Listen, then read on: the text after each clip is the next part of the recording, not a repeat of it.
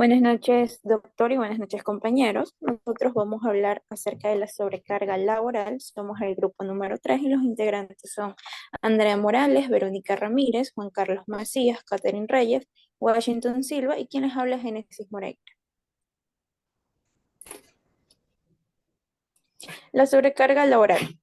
Tenemos como objetivo general que es indagar sobre los efectos negativos que provoca la sobrecarga laboral a partir de un análisis de tipo bibliográfico que permita distinguir las repercusiones que tiene sobre la productividad y el desempeño en, en las organizaciones. Además, se relaciona como causa de problemas de salud.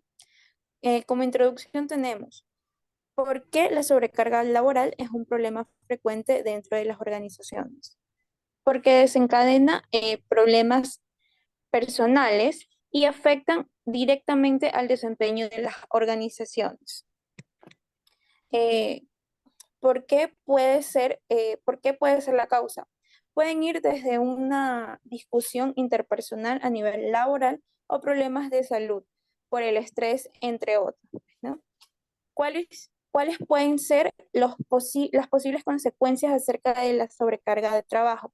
Podría ser perjudicial a la vida cotidiana, causando problemas de salud muy comunes como ansiedad, depresión, problemas de sueño, dolores a nivel general, entre otros, que afectan la calidad de vida de los trabajadores en general. La sobrecarga de trabajo por un tiempo prolongado puede provocar agotamiento. En el 2019, la Organización Mundial de la Salud clasificó el agotamiento como un fenómeno ocupacional que se da como resultado del estrés crónico en el lugar de trabajo. Según el índice de la anatomía del trabajo, el 71% de los trabajadores del conocimiento sufrieron agotamiento al menos una vez en el 2020. De estos trabajadores del conocimiento, casi la mitad, el 46% de los encuestados declararon que la sobrecarga de trabajo fue un factor clave que contribuyó al agotamiento.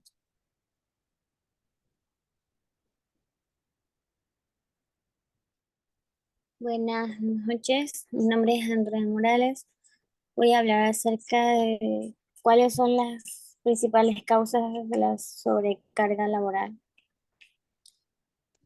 La sobrecarga de trabajo puede deberse a picos de actividades de una organización dentro de la empresa, de una mala organización y otros factores que analizaremos a continuación. En este caso, podemos ver las tareas repetitivas que, bueno, comúnmente dedican mucho tiempo a tareas que suelen ser aburridas o repetitivas dentro del trabajo.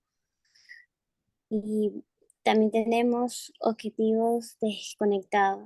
Esto quiere decir que en las organizaciones no se tiene una claridad de los objetivos y no pueden generar un lineamiento correcto hacia los empleados.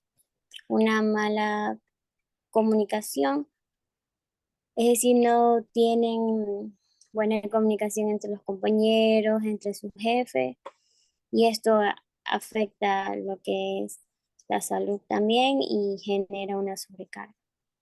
Y la desconexión laboral. El concepto de estadística es la ciencia que se encarga de la recolección, ordenamiento, representación y análisis e interpretación de los datos generados en una investigación sobre hechos, individuos o grupos de los mismos para deducir de ello conclusiones precisas o estimaciones futuras. El concepto de estadística descriptiva es la que es identificada como un estudio exploratorio de datos de una de las ramas de la estadística, y el objetivo fundamental es de convertir los datos en información para tomar las decisiones. Lo que es estadística inferencial, esta se ocupa de hacer las predicciones sobre esos fenómenos o procesos a tomar decisiones y establecer conclusiones. El concepto de universo es el conjunto de elementos finitos o infinitos definido por una o más características de las que gozan todos los elementos que lo componen. Muestra.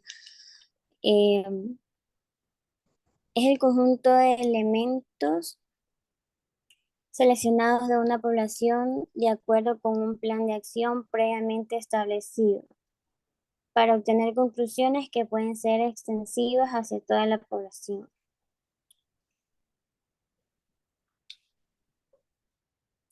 Ya, el método estadístico consiste en una secuencia de procedimientos para el manejo de datos cualitativos y cuantitativos de la investigación.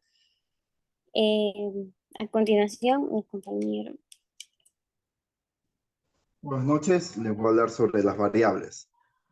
Las variables estadísticas son las características o cualidades de una persona, animal o objeto, las cuales pueden medir, por ejemplo, la edad, la estatura, el peso, la altura o distancia de un edificio. Las variables estadísticas pueden ser de dos tipos, cualitativas y cuantitativas. Las cualitativas son aquellas en las que resultan posibles valores numéricos, por ejemplo, el color de pelo, el tipo de ropa, preferencias, lugares de verano, etc. Las cuantitativas se dividen en dos grupos, cuantitativas discretas y cuantitativas continuas. Las cuantitativas son aquellos resultados de números y a su vez las de, como ya les dije, de dos tipos.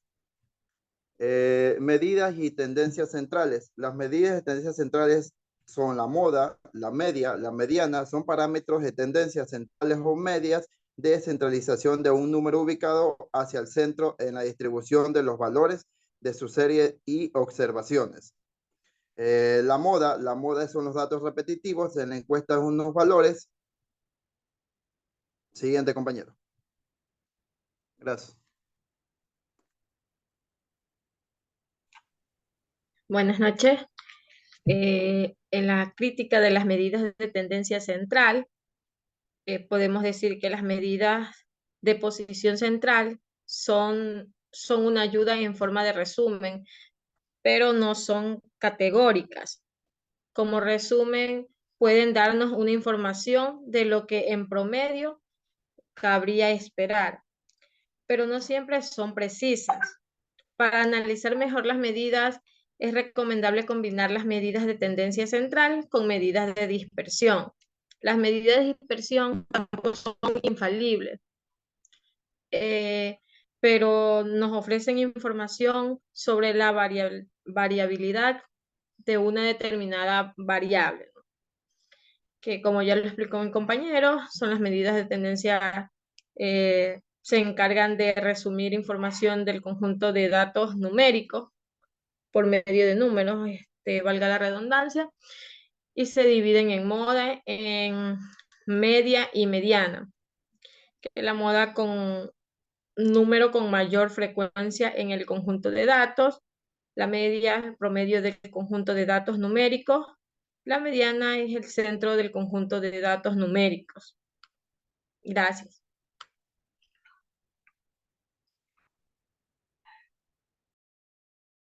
Ok, vamos a hablar acerca de la presentación de la información. Tenemos que efectos comparativos, perdón. Es importante indicar que debemos comparar siempre variables con las mismas unidades de medida. Por ejemplo, no tendría mucho sentido decir que la variabilidad del Producto Interior Bruto, o sea, el PIB, es mayor que la venta de helados. Por poder, se puede indicar, pero comparar euros con números de helados no tiene sentido, ¿no? Por tanto, siempre es mejor comparar variables con la misma unidad de medida. Lo mismo ocurre con las medidas de dispersión, tal y como vemos aquí en la imagen. Si lo que se quiere es comparar dos variables, es preferible hacerlo con las mismas medidas de dispersión, claro, ¿no? Para que cada una de ellas, y preferiblemente en la misma unidad. ¿Ok?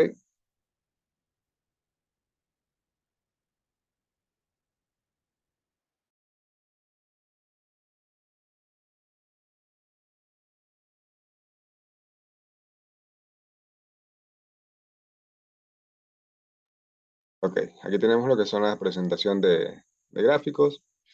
Tal y como vemos aquí en la imagen, tenemos lo que es el nombre y la descripción. Por ejemplo, en el primer gráfico, que es con los círculos, ¿no? Bueno, esta presentación de los histogramas, barras de tarea, perdón, barras, el pastel, como se ven los círculos que son pastel, los histogramas de frecuencia y polígono de frecuencia, ¿no? Ahí tenemos muchas variables, como pueden ser sexo, pueden ser un estado de ánimo, por ejemplo, cómo se siente en su área de trabajo, se siente, elaborando, o sea, cuánto tiempo lleva elaborando. Tenemos muchas variables utilizadas aquí en esa estadística, ¿no?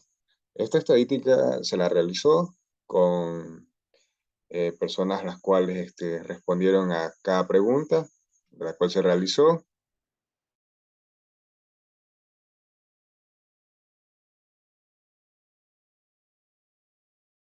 Y las preguntas fueron, por ejemplo, esta en variables discretas, fue la primera pregunta de la encuesta, fue de cuántos años tiene laborando en la empresa, cuántas horas duerme diariamente, cuántas veces se ha ausentado por permisos médicos.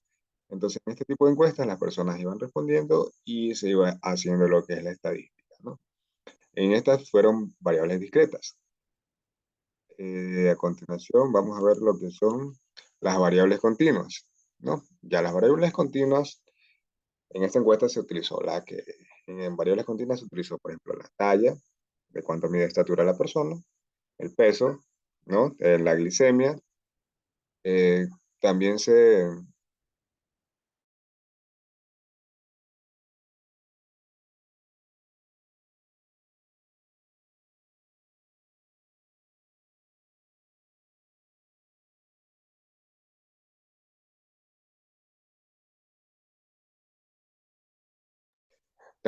utilizó la variable cualitativa. Bueno, las variables cualitativas son las variables que expresan distintas cualidades, ¿no? Características o modalidad. En este caso tenemos las ordinales, ¿no? Cómo se siente en su área de trabajo. Bien, muy bien, regular o mal. El ambiente laboral, ¿qué tal es? Si es bueno, muy bueno, regular o malo, ¿no?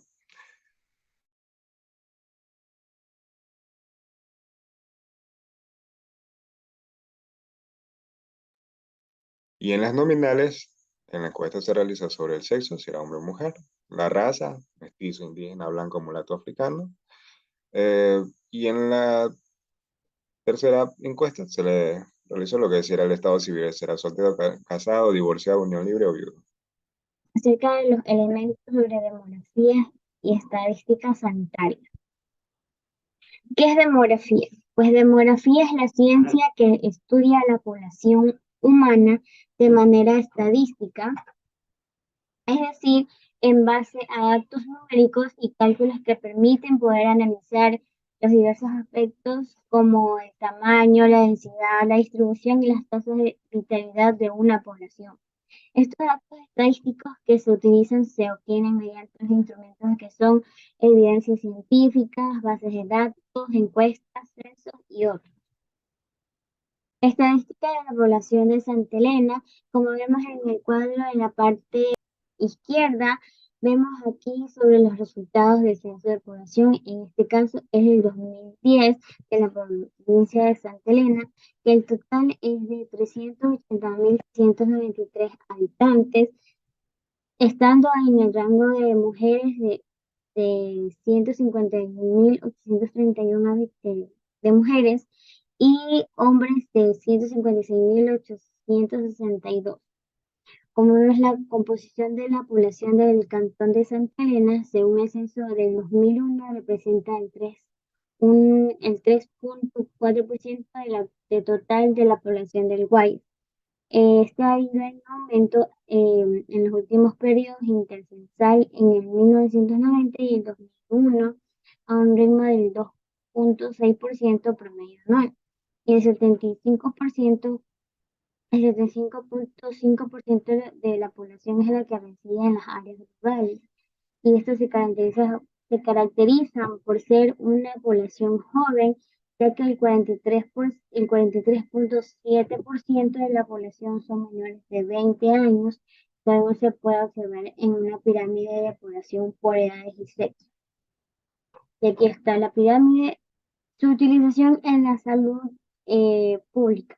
La aplicación de la estadística constituye una necesidad social en el desempeño profesional de médicos, pues está vinculada a la buena práctica de la investigación en la salud y esta permite interpretar correctamente y de una manera crítica los resultados obtenidos. Diferentes tipos de pirámides, como vemos aquí. Los diferentes tipos de pirámides pueden ser de tres formas: pirámides de población progresiva, que es la cantidad de personas en cada día en intervalos de edad va disminuyendo progresivamente, y la pirámide de población regresiva, que es la pirámide que es más pequeña en la zona central de la pirámide. Aquí está. Y la pirámide de población estacionaria, que los grupos de edades son similares en toda la pirámide. Bueno, la interpretación en países con diferentes grados de desarrollo. En los países en vías de desarrollo, estos se caracterizan por ser un conjunto de insuficiencias en comparación con las economías que se pueden considerar como desarrolladas. Este desarrollo comprende muchos aspectos en grados de subdesarrollo. Se puede ver mediante un conjunto amplio de indicadores, entre los que cabe destacar son los siguientes: la baja renta por habitantes, altos índices de analfabetismo, débil estructura sanitaria, la baja tasa de ahorros por habitantes, la estructura productiva y tecnológica desequilibrada, elevada tasa de desempleo estructural, fuertes diferencias en la distribución de la renta, elevadas tasas de crecimiento de la población. Muchas gracias. Buenas noches, mi tema es estadísticas vitales. Las estadísticas vitales de mayor interés para la salud pública son las estadísticas de la natalidad y de la mortalidad. Aquí a la derecha tenemos un cuadro donde podemos ver por años cómo se ha dado la natalidad y la mortalidad en Santa Elena. Estadísticas de natalidad. La estadística de la natalidad se refiere a la información numérica acerca de los nacimientos que ocurren en determinadas colectividades en un periodo de tiempo específico y a su distribución de acuerdo a ciertas características o variables propias del nacimiento de los padres. Por ejemplo, edad materna, peso al nacer y antecedentes obstétricos.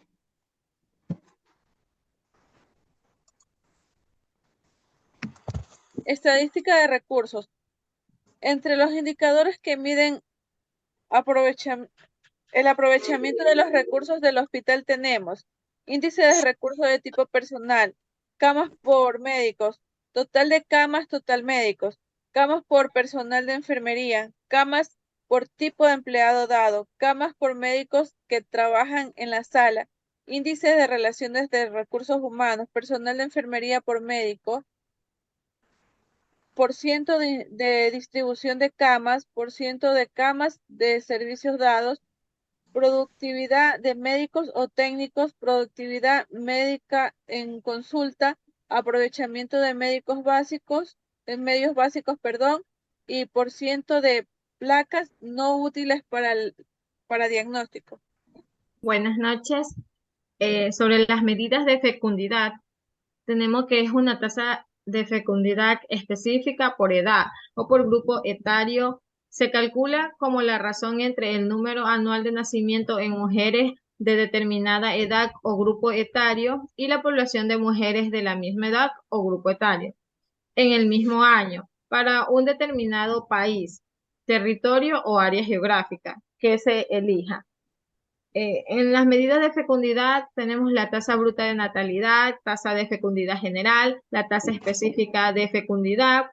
Las medidas de resumen a partir de las tasas específicas tenemos la tasa global de fecundidad, la tasa bruta de reproducción y la tasa neta de reproducción. ¿Qué es la fecundidad? Estadísticamente la tasa general de fecundidad, denominada también la tasa de fecundidad, es el número de nacimientos vivos por cada grupo de de 1.000 mujeres entre las edades de 15 a 19 durante un año determinado. Fertilidad.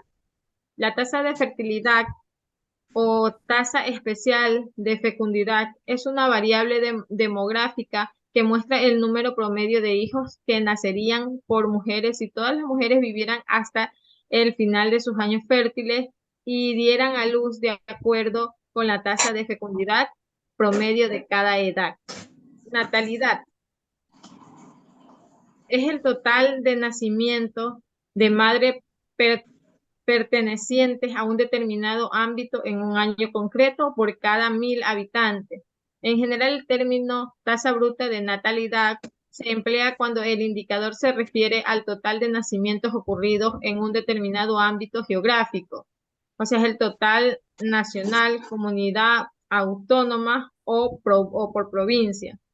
Mientras que cuando se evalúa el fenómeno restringido a un subconjunto poblacional dentro del ámbito geográfico considerado, el indicador se denomina simplemente tasa de natalidad. Buenas noches, compañeros y doctor. Le voy a hablar acerca de las medidas de mortalidad. El concepto de mortalidad expresa la magnitud con la que se presenta la muerte en una población en un momento determinado. A diferencia de los conceptos de muerte y de función, que reflejan la pérdida de la vida biológica individual, la mortalidad es una categoría de naturaleza estrictamente poblacional. Mortalidad infantil y sus componentes. La mortalidad infantil es el indicador demográfico que señala el número de defunciones de niños en una población. De cada 1.000 nacidos vivos registrados durante el primer año de su vida. Análisis de la mortalidad por componentes. La mortalidad neonatal precoz fue junto a la postneonatal las que predominan y fue la tendencia esperada, ya que se comporta así en el resto del país. Las principales causas de muerte son un reflejo de que nuestra área tiene que seguir perfeccionando el programa por la reducción del bajo peso al nacer, así como en el diagnóstico precoz de las anomalías cognitivas. Por otro lado, estrechar filas con la atención secundaria en la prevención de la hipopsia. Mortalidad materna. El alto número de muerte materna en algunas zonas del mundo refleja las inequidades en el acceso a los servicios de salud y subraya las diferencias entre ricos y pobres. La casi totalidad del 99% de la mortalidad materna corresponde a países en desarrollo. Mortalidad perinatal y neonatal. La mortalidad perinatal es aquella muerte que se produce desde la semana 22 de gestación hasta los 28 días después del nacimiento. Se estima que su prevalencia es de 1 de cada 200 embarazadas desde 1990. Se ha progresado considerablemente en lo que se refiere a la supervivencia infantil. La cifra mundial de muertes neonatales se redujo de 5.0 millones en 1990 a 2.4 millones en el 2019. Sin embargo, la disminución de la mortalidad neonatal entre 1990 y 2019 ha sido lenta, más lenta de lo de la mortalidad post-neonatal de menores de 5 años. Y bien, las medidas, la mortalidad general, tenemos lo que son las medidas de morbilidad también. La tasa de mortalidad general, tasa bruta, se define como el número de defunciones que ocurren por cada 1.000 habitantes en un año determinado. Es un indicador que depende de la estructura por edad de la población. La morbilidad que presenta una población se obtiene fundamentalmente a partir de dos medidas de frecuencia muy conocidas, las cuales son la tasa de incidencia y prevalencia. Estas informan respectivamente del riesgo que tiene una población de desarrollar una determinada enfermedad durante un periodo de tiempo determinado y el peso de esa condición en la población. Mientras que la incidencia muestra la probabilidad de que una persona de una cierta población resulte afectada por dicha enfermedad. Tenemos lo que es la prevalencia. En epidemiología, se denomina prevalencia a la proporción de individuos de un grupo o una población. En medicina, personas que presentan una característica o evento determinado. En medicina, enfermedades, ¿no? Mientras que la letalidad es una medida dinámica que considera la tasa, considera un periodo de tiempo, ¿no? De pacientes con cierta enfermedad que fallecen, es decir, se mide la cantidad de muertos entre los contagiados. Esta es la letalidad. Tenemos lo que es morbilidad conocida y desconocida. Bueno, la comorbilidad, también conocida como morbilidad asociada, es un término utilizado para describir dos o más trastornos o enfermedades que ocurren en la misma persona. Pueden ocurrir al mismo tiempo o uno después del otro. La comorbilidad también implica que hay una interacción entre las dos enfermedades que puede empeorar la evolución de ambas. Buenas noches. Indicadores que miden los recursos disponibles en su grado de utilización. Los dos principales indicadores de morbilidad son la incidencia y la prevalencia. La incidencia refleja los cambios al medir la aparición de la evolución de la expansión de las enfermedades de una población. Médicos por habitantes y camas por habitantes. Los médicos por habitantes es el número total de personas ocupadas con médicos por cada 1.000 habitantes en el país. Es de 2.4, valor superior promedio de dos médicos por cada 1.000 habitantes de los países de América Latina y el Caribe, pero inferior al valor promedio de la Organización para lo que es la Cooperación y el Desarrollo Económico. Camas por habitantes. En este caso, vemos cuántas camas hay por cada 100.000 habitantes. El líder de este sentido es el país de Japón, con más de 13.1 camas por 100.000 de personas. Le sigue Corea del Sur con 12.3, Rusia con 8.1, Alemania con 8 y Hungría con 7.4. Consultas médicas por habitantes. En general, el número anual de consultas médicas por personas nuevas de países de la LAP es de 3.5 inferior al promedio del OCDE, correspondiente al 6.8. Las consultas médicas oscilan entre un valor superior al promedio de OCDE reportado por Cuba, es un valor inferior de una consulta. Embarazadas captadas en el primer trimestre.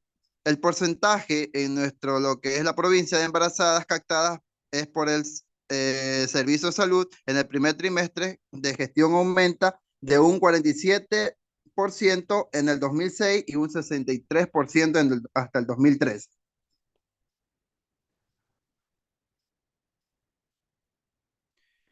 Morbilidad bruta y neta. Entre los indicadores, la tasa de mortalidad neta es de 2.7% y la bruta del 3.4%. Promedio de esta es el 5.6%. Índice ocupacional total es el del 77.7% y la tasa de infecciones asociadas a los cuidados sanitarios es el 5.3%. La supervivencia general es el total del porcentaje de 96.5% y supervivencia del ventilado es el de 88.1%. En menores de los años de 96.8% y 85% respectivamente.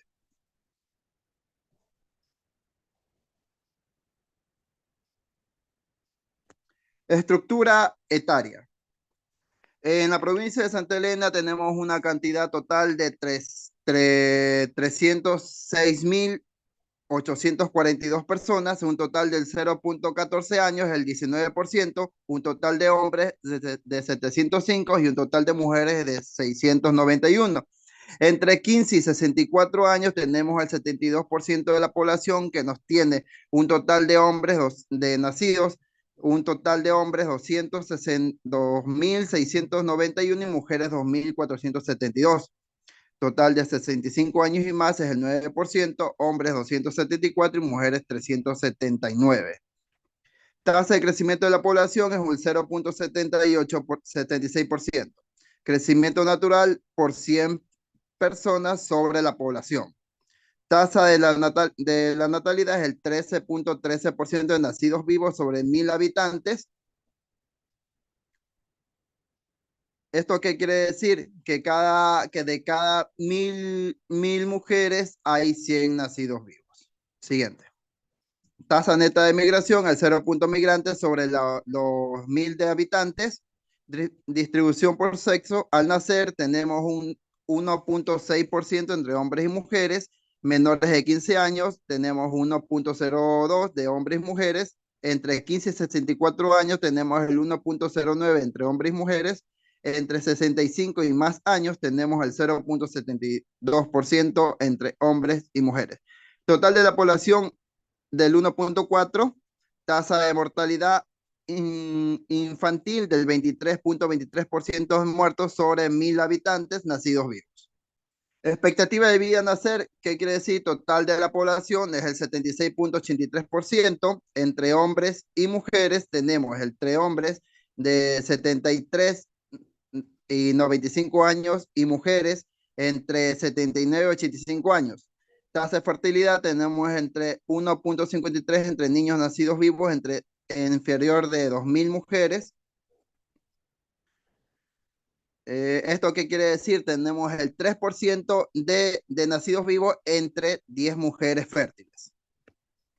Grupos étnicos descendientes de Afroamérica y blancos, tenemos el 3% de nacidos vivos sobre 10 mujeres fértiles.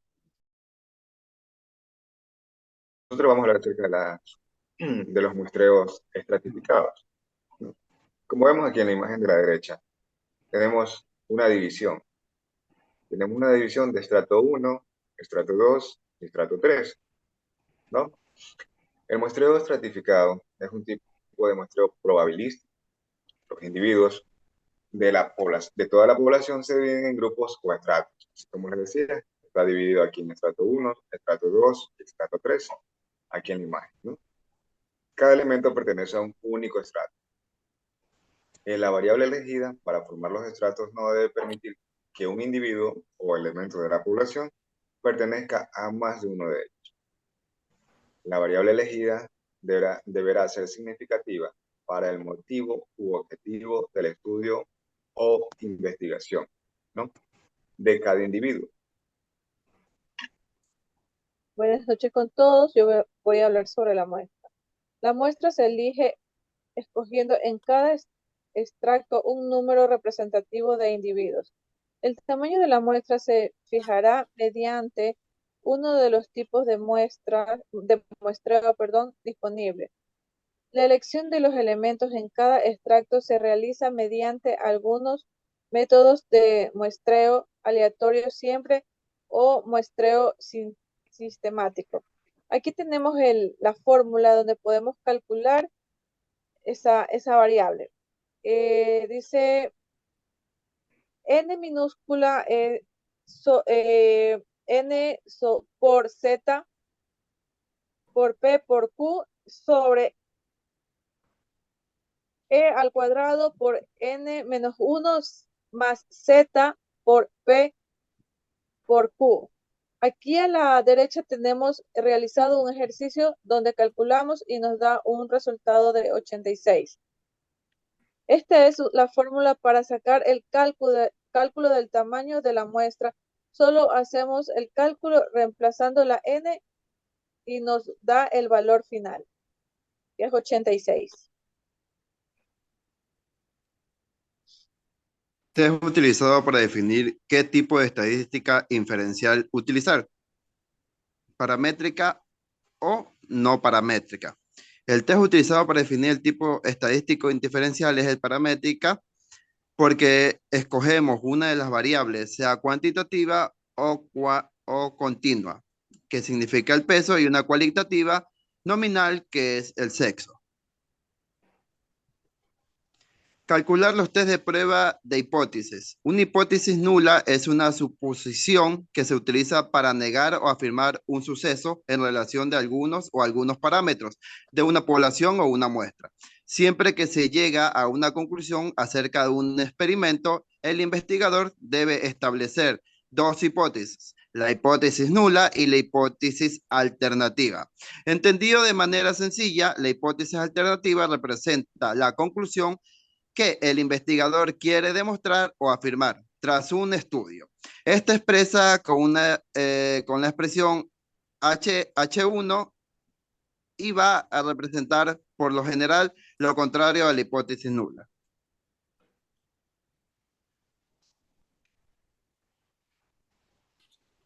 Buenas noches.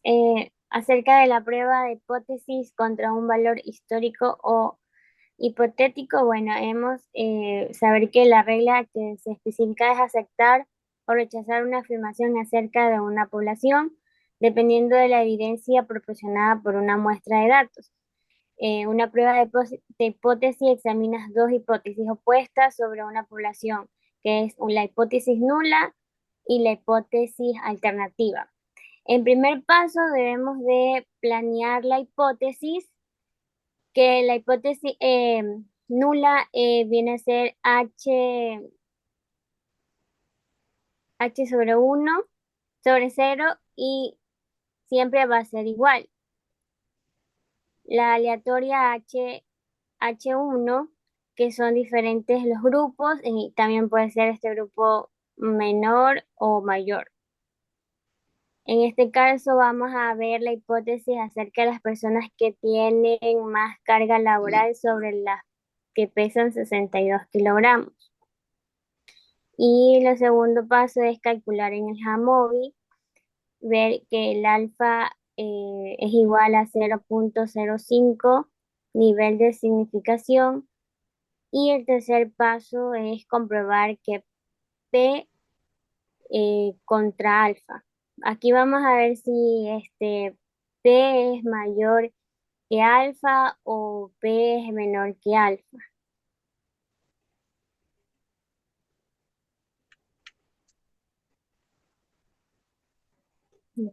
Buenas noches.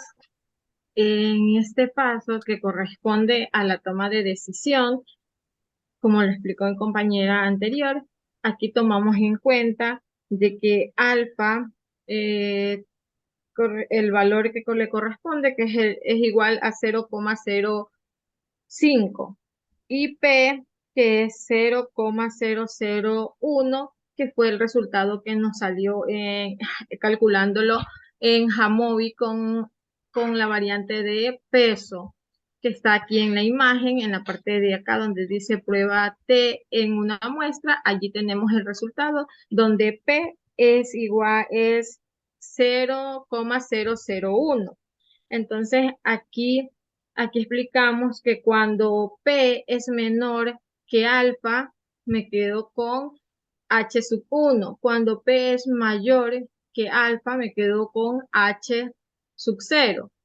¿Ya? Entonces, como en nuestro trabajo, en nuestras estadísticas, nos sale que P equivale a 0,001, entonces nosotros nos quedamos con lo que tenemos aquí subrayado, que es cuando P es menor que alfa, me quedo con H sub 1, que esto viene a ser la medida de los trabajadores del colegio americano con sobrecarga laboral. Es distinta a la media histórica que dice, a la media histórica que se dice que en Santa Elena de que tiene este personal. Siguiente. Aquí vamos a calcular las correlaciones según la exigencia de cada uno. Aquí tomamos la variable del sexo, donde vamos a sacar también la media, donde nos da como resultado en Jamovi que la media del peso de las mujeres que tienen sobrecarga laboral es distinta a la media del peso del hombre que tiene carga laboral en la unidad educativa americana. Eso es todo. Muchas gracias.